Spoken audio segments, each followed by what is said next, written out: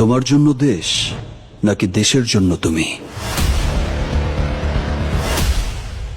শাকিব ফাহাদের পরিচালনায় শাকিব খানের পরবর্তী সিনেমার নাম সোলজার। বিভিন্ন গণমাধ্যম থেকে শোনা যায় সিনেমাটিতে নায়িকা হিসেবে থাকবে নাটক অভিনেত্রী তানজিন তিশা। সিনেমাটির অফিসিয়ালি ঘোষণা আসবে আর কিছুদিনের মধ্যেই।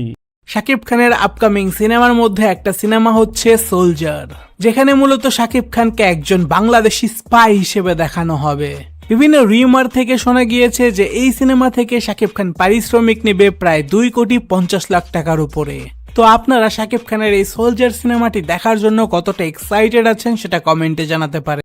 দেশের জন্য প্রাণ, শত্রুদের জন্য বজ্র। বাংলাদেশি সিনেমায় আসছে নতুন ঝড়, আসছে সোলজার। নতুন লুকে শত্রুদের সাথে লড়াইয়ে নামবে মেগাস্টার শাকিব খান।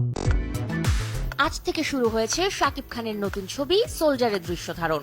সাকিব ফাহাদ পরিচালিত সিনেমায় তার বিপরীতে নায়িকা তানজিন তিশা ও জান্নাতুল ফেরদৌস ঐশী।